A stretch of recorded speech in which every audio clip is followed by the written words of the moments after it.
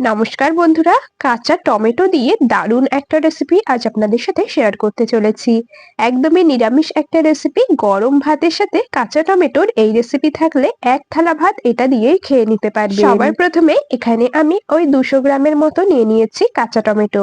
আর এখন তো বাজারে প্রচুর পরিমাণে কাঁচা টমেটো পাওয়া যাচ্ছে আর দামেও কিন্তু অনেকটাই কম। তো যাই হোক, এখানে আমি কাঁচা টমেটো নিয়ে নিয়েছি। টমেটোগুলোকে পরিষ্কার করেই আগে থেকে ধুয়ে নিয়েছি। এরপর দেখুন এইরকম ভাবে একটু পাতলা পাতলা করে কেটে নিচ্ছি। এইভাবেই আমি সমস্ত টমেটোগুলোকে একটু পাতলা পাতলা করে ছুরির সাহায্যে কেটে নেব। বন্ধুরা, আমি কাজটা করতে থাকি আর আপনারা কিন্তু অবশ্যই আমাকে এই সময়টা কমেন্টসে জানিয়ে যাবেন আপনারা কে কোন জায়গা থেকে আমার আজকের এই রেসিপিটা দেখছেন, তবেই না আপনাদের কমেন্টসে ধন্যবাদ জানাতে পারবো। আর বন্ধুরা, আপনাদের সাথে যে কাঁচা টমেটোর রেসিপিটা শেয়ার করছি একদমই সিম্পল সহজ একটা রান্না, যে কেউ বানিয়ে নিতে পারবেন আর খুব তাড়াতাড়ি তৈরি হয়ে যায়। অনেকেই অনেক রকম ভাবে কাঁচা টমেটোর চচ্চড়ি, কাঁচা টমেটোর ঝাল এসব রান্না করেন, তবে আমি যেভাবে রান্না করি সেটাই আজকে আপনাদের সাথে শেয়ার করছি। এদিকে আপনাদের সাথে কথা বলতে বলতে টমেটোগুলোকে কেটে নিয়ে একটা পাত্রে তুলে নিয়েছি। এখন এটাকে সাইডে সরিয়ে রাখবো। রান্নাটা করার জন্য ওভেনে বসিয়ে দিয়েছি একটা কড়াই। গ্যাসের ওভেনে একটা কড়াই বসিয়েছি। কড়াইটা খুব ভালো করে গরম করে নিয়ে তাতে পরিমাণ মতো দিয়ে দিলাম সর্ষের তেল। তেলটাকেও বেশ ভালো করে গরম করে নিতে হবে। এরপর এর মধ্যে দিয়ে দিচ্ছি ১ মুঠ মতো ডাল বড়ি। ওই মোটামুটি ১৮ থেকে ২০ পিসের মতো ছোট ডাল বড়িটা নিয়েছি। আর এই ডাল বড়িগুলো কিন্তু আমার বাড়িতেই তৈরি করা। আপনারা চাইলে দোকান থেকে কেনা ডাল বড়িও ব্যবহার করতে পারেন। বড়িগুলোকে বেশ লাল লাল করে ভেজে নিয়েছি দেখুন। বেশ লাল করে ভেজে নিয়েছি। এখন ভেজে নেওয়া বড়িগুলো তুলে নিলাম একটা বাটির মধ্যে। এখন এটাকেও সাইডে সরিয়ে রাখবো। এই তেলের মধ্যেই ফোড়নে দিয়ে দিচ্ছি 1/2 চা চামচ গোটা কালো জিরে আর দিয়ে দিচ্ছি একটা শুকনো লঙ্কা। লঙ্কাটাকে ২ টুকরো করে ছিঁড়ে নিয়েছি।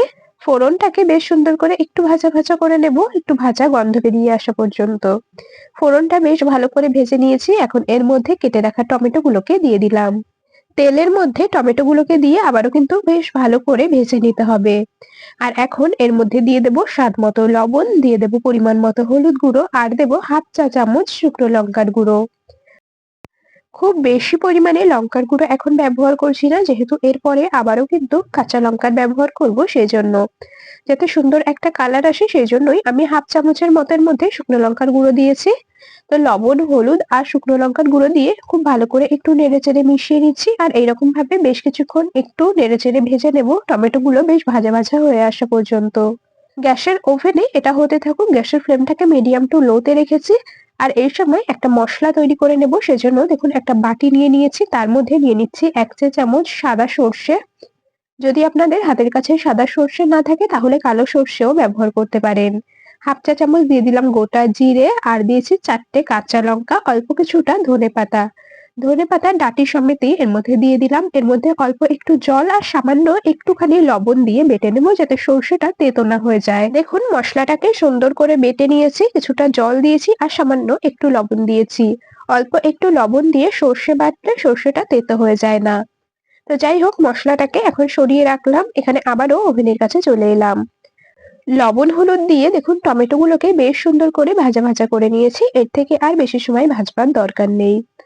এখন এর মধ্যে দিয়ে দেব পেস্ট করে নেওয়া মসলা আর দিয়ে দেব ভেজে রাখা বড়িগুলোকে। এর মধ্যে কিন্তু বন্ধুরা আমি কোনো রকম জলের ব্যবহার করব না, যেহেতু মসলার মধ্যেই কিছুটা জল দিয়ে বেটে নিয়েছিলাম। এই জলেই পুরোপুরি রান্নাটা হয়ে যাবে। আর রান্নাটা একদমই গা মাখা শুকনো শুকনো করে তৈরি করব। খুব বেশি ঝোল করলে খেতে ভালো লাগবে না। তো একদমই শুকনো শুকনো করে রেসিপিটা তৈরি করব। খুব ভালো করে দেখুন মসলা আর বড়িগুলোকে দিয়ে নেড়েচেড়ে মিশিয়ে নিয়েছি। এখন ঢাকা দিয়ে মিডিয়াম ফ্লেমে কিছুক্ষণ রান্না করে নেব যাতে করে টমেটোগুলো পুরোপুরি সেদ্ধ হয়ে যায় আর বড়িগুলো সুন্দর সেদ্ধ হয়ে যায়। বেশ খানিকক্ষণ ঢাকা দিয়ে রান্না করে নিয়েছি। এখন ঢাকা খুলে নিলাম। দেখুন এক্সট্রা যা জল ছিল পুরোপুরি টেনে এসেছে। একদম শুকনো শুকনো তৈরি হয়ে গেছে আর বড়িগুলোও কিন্তু খুব ভালোভাবে সেদ্ধ হয়েছে। টমেটোগুলো বেশ সুন্দর সেদ্ধ হয়েছে, বড়িগুলোও খুব ভালোভাবে সেদ্ধ হয়েছে। এর থেকে আর বেশি রান্না করব না। রান্নাটা কিন্তু আমাদের একদমই কমপ্লিট হয়ে গেছে। টেস্ট ব্যালেন্সের জন্য আমি এর মধ্যে 1/2 চামচ দিয়ে দিচ্ছি চিনি। কাঁচা টমেটো যেহেতু অনেকটা পরিমাণে টক হয় সেজন্য টেস্ট ব্যালেন্সের জন্য সামান্য একটুখানি চিনি দিলাম। আর কিছুটা পরিমাণে ধনেপাতা কুচি দিয়েছি। খুব ভালো করে আবারও নেড়েচেড়ে মিশিয়ে নিচ্ছি। তবে ধনেপাতা কুচি আর চিনি দিয়ে আর বেশি সময় রান্না করব না, একটু নেড়েচেড়ে মিশিয়ে নিয়েই ব্যাস নামিয়ে নেব। গরম গরম ভাতের সাথে বড়ি দিয়ে কাঁচা টমেটোর এই চচ্চড়ি খেতে দারুণ লাগে। একবার এইরকম ভাবে বানিয়ে দেখতে পারেন, আশা করছি আপনাদেরও ভালো লাগবে। আর আপনারা কারা কারা বাড়িতে কাঁচা টমেটো চচ্চড়ি এইরকম ভাবে বড়ি দিয়ে রান্না করেন, অবশ্যই কিন্তু আমাকে কমেন্টসে জানিয়ে যাবেন। তো এদিকে আমাদের রান্নাটা একদমই কমপ্লিট হয়ে গেছে, এটাকে একটা পাত্রে নামিয়ে নিচ্ছি। বন্ধুরা, রেসিপিটা আপনাদের কেমন লাগলো কমেন্টস করে অবশ্যই জানিয়ে যাবেন। যদি ভালো লেগে থাকে তবে ভিডিওটিতে একটি লাইক আর বন্ধুদের মধ্যে অনেক অনেক শেয়ার করে দেওয়ার অনুরোধ রইল। আর আপনাদের কাছে আরো একটা রিকোয়েস্ট, আপনারা যদি ভিডিওটা ইউটিউব চ্যানেল থেকে দেখে থাকেন অবশ্যই সাবস্ক্রাইব করে রাখবেন, আর যদি ফেসবুক পেজ থেকে দেখে থাকেন পেজটিকে ফলো করে রাখবেন এইরকম আরো দারুণ দারুণ রেসিপির আপডেট সবার আগে পাওয়ার জন্য। তাহলে বন্ধুরা, আজ এখানেই শেষ করছি। আবার দেখা হবে পরবর্তী কোনো রেসিপির সাথে। ততক্ষণ সকলে ভালো থাকবেন, সুস্থ থাকবেন।